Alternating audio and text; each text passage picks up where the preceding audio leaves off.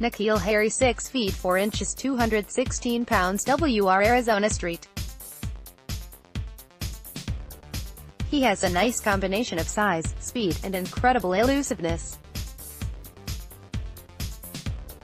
He is a star receiver who blocks, will rush the ball from the backfield and even returned 14 punts the last 2 years. Harry's grandmother, Felna Harry, has raised him since she moved with him off the tiny Caribbean island of Saint Vincent to Tempe, Arizona, when he was almost 4, with her daughters and his mom's blessing, to provide him with greater opportunities. He has always shown an affinity for sports, his grandmother said. Ever since he was creeping and crawling, there was always a ball around. Even when we were out walking, just give him a ball and he was a happy child. N'Keal was taught well by his grandmother, and she instilled in him some principal values that he will carry with him his entire life. She wants to make sure I'm not that type of guy that is always talking about myself or that's always out there acting a fool, Harry said. I'm really doing that for her because she's always told me when I leave the house I'm a direct reflection of her, and she always told me don't embarrass her or the name on the back of your jersey. So I make sure I'm remaining humble at all times. N'Keal may have been raised in the States, but he never forgets his island roots. The people in Saint Vincent work hard to get what they get, N'Keal said. That's kind of where I get my work ethic from because all I know is my grandma working hard. A lot of people from the island now are starting to watch football. I feel like I'm not just doing this for myself. I'm doing it for my family, and I'm doing it for my country. N'Keal has done a great job as an all-around player. He is not just a field stretcher. He also works the short and intermediate routes as well. He has averaged over 6 receptions a game the last 2 years along with 20 rushing attempts. He is a yak machine and will turn short passes into long gains. Here is just such an example. He is 6 feet 4 inches and nearly 220 pounds, so he is able to absorb the hit in the backfield, spin out of it and get to top speed in just a few steps. He doesn't have elite speed, but he has enough to outrun the DBs chasing him. From another angle, you can see this is just a simple jab step that turns into a bubble screen. Even though he doesn't have elite speed, he has elite acceleration for such a big man. Many receivers his size need the length of an airport runway to get up to top speed. N'Keal does it in a few steps. I was talking about yak, and Harry makes a living with it. Here he is against press coverage. He is quick enough to cross the DB's face before he can get hands on him. The DB is in catch-up mode and tries to hold Harry but is dusted off like a gnat. Harry has a unique skill set. He is big and strong enough to break away from press coverage but also fast enough to run away from the defender. He also has very good vision in the open field, which allows him to break off long runs. This is the same play from another angle. You can see the hold by the CB and the force of Harry breaking away is what sends the DB flying. This is not the greatest route ever run, but it was effective. The play shows a nice array of strength, acceleration, speed and elusiveness. These huge plays are nice, but the staple of the offense is the ability to make chain-moving plays against tight coverage. Here is a kickback shoulder throw on a 4th and 3 play with the team down by 7 points. This is bracket coverage on Harry, but the ball gets there before the help can arrive.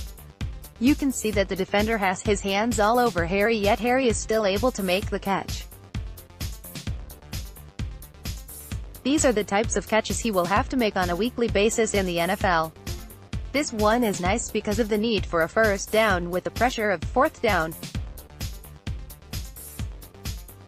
You would have liked to see him catch the ball with his hands away from his body, but he was under duress.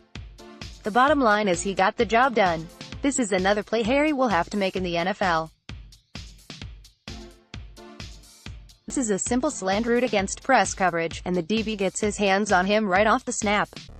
The DB is allowing the inside move because he has help inside with the LB and safety. Harry is a strong, tough kid who is unafraid to run routes inside. He uses his physicality on the play, turning a 5-yard slant into a 45-yard play. He has NFL traits with the ability to beat man coverage and press coverage.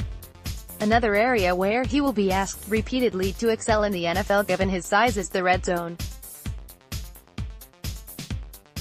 A fade route to the back corner of the end zone is a game-altering play that even hardened veteran receivers will make on only about 50% of the time. Anything above that is exceptional. This is an area where Harry can really make his mark.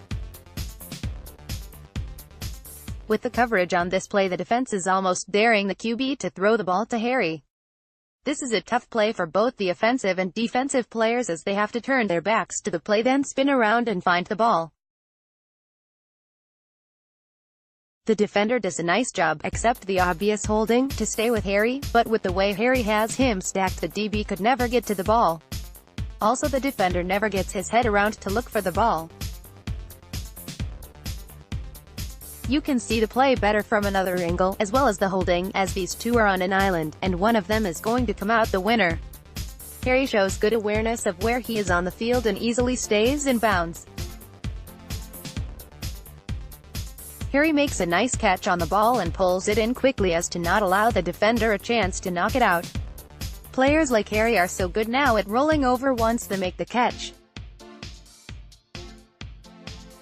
It helps secure the ball from the impact as they hit the ground and allows the ref to see he has total control of the ball. I mentioned earlier about good hands when talking about Harry. This is a really good example of skill and concentration to make a play.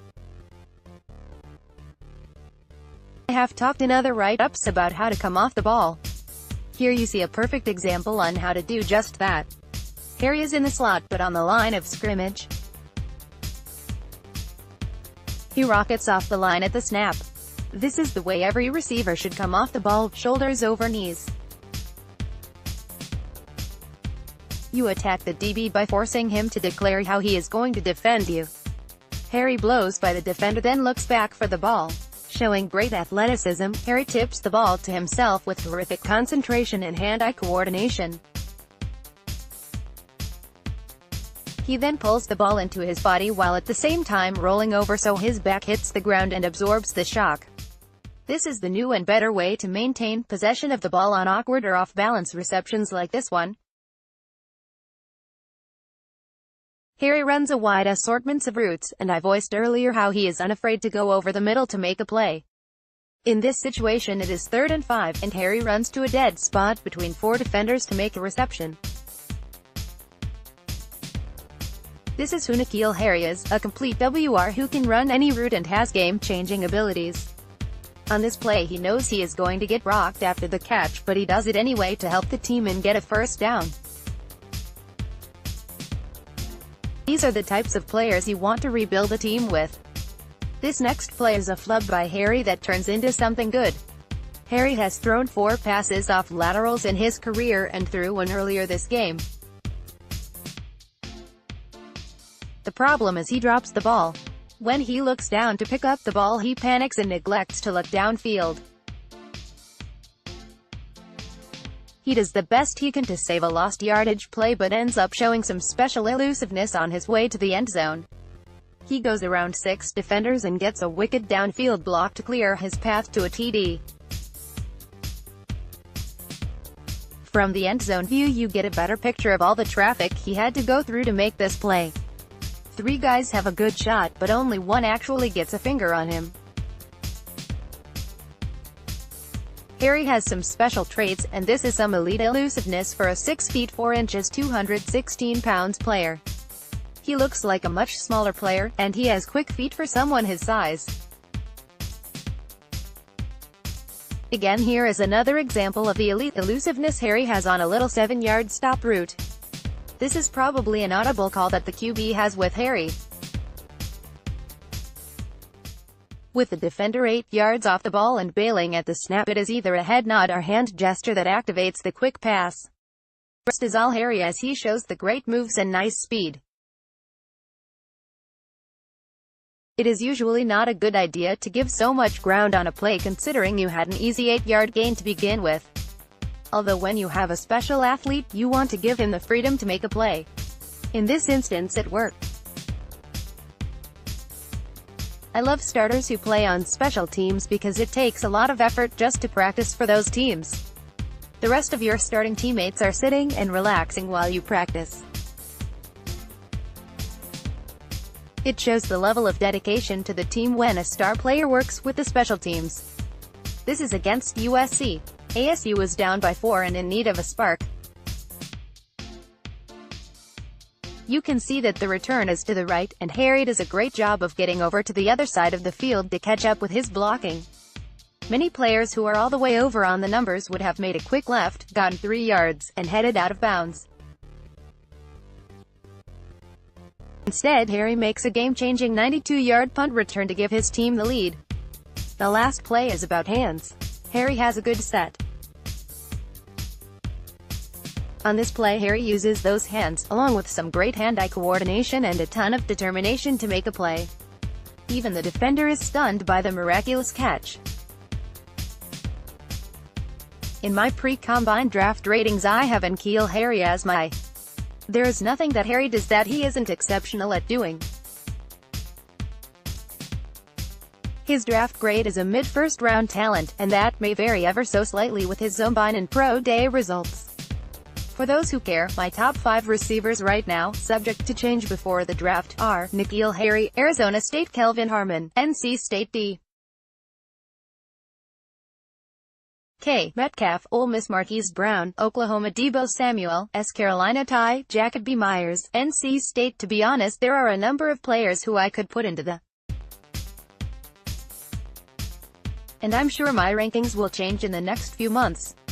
There are about 10 receivers who deserve consideration in the 4 through 8 positions.